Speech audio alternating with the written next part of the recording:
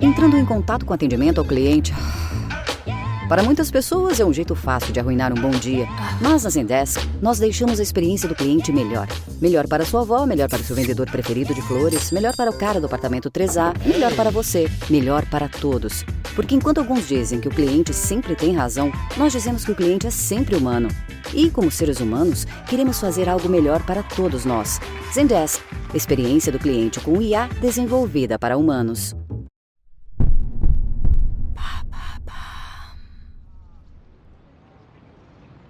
Juillet 1518, à Strasbourg.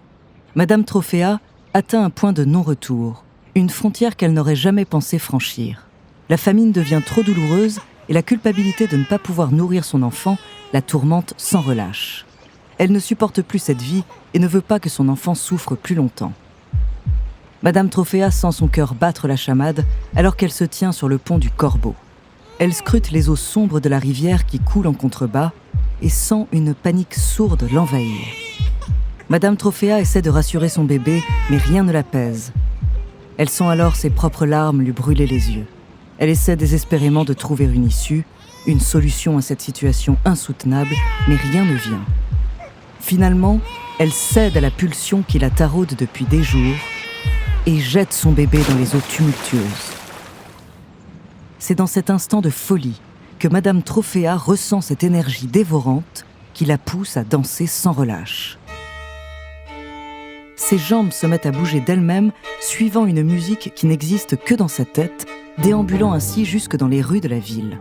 La douleur de la faim disparaît peu à peu, remplacée par une pulsion incontrôlable. Les yeux révulsés, le visage crispé, Madame Trophéa tournoie sur elle-même comme si elle cherchait à s'échapper de son propre corps. Les passants, d'abord choqués et incrédules, sont vite attirés par cette danse frénétique. Malgré les tentatives de certains pour l'arrêter, ils se rendent compte qu'ils sont impuissants face à cette danse. Pire, au fil du temps, de plus en plus de personnes se joignent à elle, attirées par cette pulsion inexplicable qui les pousse à danser sans relâche. La danse macabre commence alors, créant une ambiance oppressante et inquiétante, et rien ne semble pouvoir arrêter cette spirale infernale.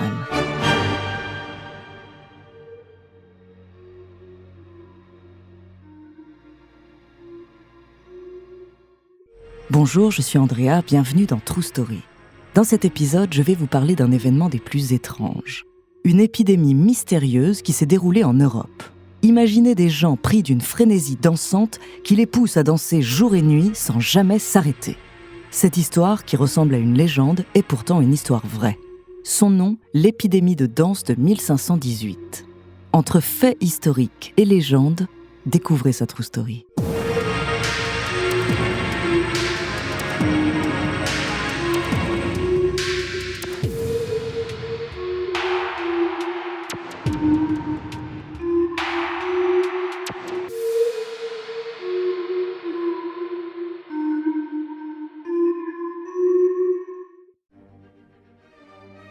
En 1518, Strasbourg est une ville majeure du Saint-Empire romain germanique. À cette époque, la religion catholique est une des principales sources de division sociale et économique. Le haut clergé vit dans l'opulence et a accès à tous les privilèges, tandis que la grande majorité de la population souffre de misère et de pauvreté. Les conditions de vie sont particulièrement difficiles. Strasbourg sort de 3 années de famine et d'un hiver rigoureux. S'ajoute à cela l'apparition de la syphilis et d'autres épidémies. De plus, une méfiance importante envers le clergé règne dans la population, ainsi qu'une hantise des démons et du diable. C'est dans ce contexte difficile qu'en juillet 1518, un événement étrange se produit. Une personne connue sous le nom de Madame Trophéa commence à danser frénétiquement dans les rues. Sous une chaleur accablante, des centaines de personnes la rejoignent et sont également prises d'une envie irrépressible de danser. En un mouvement étrange de foule, une centaine de Strasbourgeois envahissent une place de la ville. Pendant des semaines, de plus en plus de personnes rejoignent la danse, incapables de s'arrêter malgré l'épuisement et les douleurs. Cette épidémie de danse démoniaque plonge la ville dans la terreur et l'incompréhension. Personne ne sait comment l'arrêter, ni même comment elle a commencé. La danse macabre prend une dimension apocalyptique. Face à cette situation inédite, les autorités de Strasbourg sont prises de court. Elles décident alors de créer une commission spéciale chargée d'étudier, de comprendre et d'endiguer cette épidémie. Les médecins de l'époque expliquent que la chaleur et la conjoncture astrale sont à l'origine de cette folie. Ils recommandent donc de donner aux malades une décoction d'orge et de pain, ainsi que de leur faire écouter de la musique. En les encourageant à danser encore plus, les médecins espèrent que la transpiration les aidera à évacuer le mal. Face à l'ampleur du phénomène, la ville décide aussi de regrouper les danseurs dans un lieu fermé afin de limiter la propagation. C'est ainsi que les malades se voient confinés dans un lieu sous surveillance. Des habitants de la ville sont présents pour les nourrir et leur porter secours lorsqu'ils tombent d'épuisement. Dans cette pièce d'isolement, les timbales résonnent de manière frénétique et donnent un rythme soutenu à cette danse. Les visages des danseurs sont crispés. Leurs yeux tournés vers le ciel, ils supplient Dieu pour que leur calvaire s'arrête. Ils tourbillonnent sur eux-mêmes, leurs mouvements sont saccadés, désordonnés, comme si leur corps était secoué par une force invisible. Les cris et les gémissements de ces danseurs se mêlent à la musique, créant une cacophonie infernale. Leurs vêtements sont trempés de sueur, collés à leur peau. Leurs pieds sont ensanglantés, meurtris par la violence de la danse. Ils sont à bout de force, épuisés par cette chorégraphie infernale qui ne semble jamais vouloir s'arrêter. Certains malades finissent par tomber au sol, morts d'épuisement. La ville est alors plongée dans un chaos indescriptible.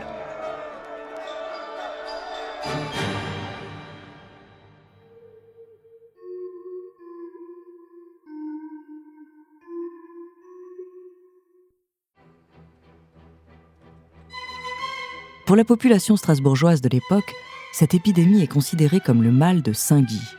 Dans la croyance populaire, Saint Guy est le saint qui punit par les chorées, maladie qui provoque des mouvements incontrôlés et qui guérit par la danse. Ainsi, fin juillet, le conseil de la ville décide d'envoyer les premiers malades par convoi au sanctuaire de Saint Guy du Hollenstein, situé près de Saverne. Les malades sont alors répartis dans des voitures attelées et doivent rejoindre des prêtres qui leur chantent 3 messes par jour. Ils doivent ensuite faire le tour d'un hôtel et donner l'argent de l'aumône à la quête pour espérer guérir. Petit à petit, la fièvre dansante commence à perdre de sa vigueur. Finalement, après 6 semaines d'horreur et de mystère, les rues de la ville retrouvent leur calme. Les habitants de Strasbourg sortent de chez eux, mais ils sont encore sous le choc de ce qu'ils ont vécu. Ils ne peuvent s'empêcher de regarder autour d'eux, constatant les rues jonchées de corps épuisés et de chaussures abandonnées. Certains s'arrêtent pour prier devant les églises qui ont été le théâtre de scènes chaotiques. Les rues sont silencieuses, comme si la ville avait été endormie. Les Strasbourgeois sont traumatisés par cette épidémie de fièvre dansante. L'idée que leurs voisins, amis ou membres de leur famille aient pu être pris d'une folie incontrôlable les terrifie. Les conversations entre voisins tournent inlassablement autour des mêmes sujets, l'épidémie, les pèlerinages à Saint-Guy et la terreur qu'ils ont tous ressentie. Après l'épidémie, plusieurs années se sont écoulées et l'événement est devenu un sujet de fascination pour les intellectuels de l'époque. Le célèbre médecin et alchimiste suisse Paracel s'est penché sur cette étrange manifestation et a proposé une hypothèse audacieuse. Selon lui, la danse est un symbole de la révolte des femmes contre la tyrannie conjugale. Il avance l'idée qu'une certaine Madame Trophéa aurait simulé une maladie pour se venger de son mari avec qui elle était en conflit. Cette danse frénétique et collective aurait ensuite été adoptée par d'autres femmes comme une forme de protestation contre les inégalités sociales. Cependant, il est important de souligner que Madame Trophéa n'a jamais existé. En réalité, c'est Paracel qui a créé ce personnage de toutes pièces pour renforcer sa théorie. Il a inventé le nom Madame Trophéa en combinant le mot allemand Frau, qui signifie Madame, avec un terme grec signifiant toupie. Malgré cela, la légende de ce personnage fictif persiste. Certains écrivains lui ont donné vie et ont ajouté d'autres éléments fictifs tels que le meurtre de son enfant. Au fil des siècles, l'épidémie de danse de 1518 a laissé une marque indélébile sur les esprits et l'imagination. Au fil du temps, elle est devenue une légende où les danseurs mouraient par centaines. Et si cette fièvre dansante fascine toujours aujourd'hui, c'est aussi parce qu'elle reste un mystère non résolu à ce jour. Plusieurs théories sont avancées pour tenter d'expliquer ce phénomène.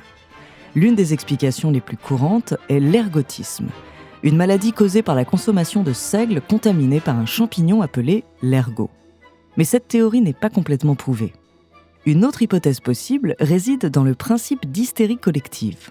À l'époque, Saint-Guy était présent dans la culture populaire et la superstition, conjuguée à la misère, aurait pu s'exprimer de cette étrange façon. Enfin, une autre explication possible est la malnutrition ou la consommation d'eau affectée par une bactérie. Une forte poussée de fièvre pourrait être causée par une infection bactérienne, ce qui pourrait expliquer les symptômes de la fièvre dansante de Strasbourg. Cependant, il n'y a aucune preuve concluante qui permettrait d'étayer ces théories. Après presque 500 ans, cet épisode continue d'intriguer les spécialistes car il ne s'agit pas d'une simple légende. La manie dansante de Strasbourg, qui n'est ni la première ni la dernière épidémie de danse recensée en Europe, reste l'une des mieux documentées.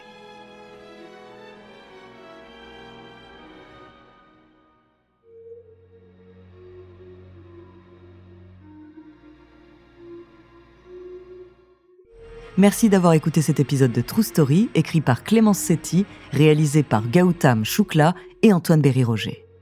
La semaine prochaine, je vous raconterai l'histoire d'un violeur en série français. En attendant, si cet épisode vous a plu, n'hésitez pas à laisser des commentaires et des étoiles sur vos applis de podcast préférés.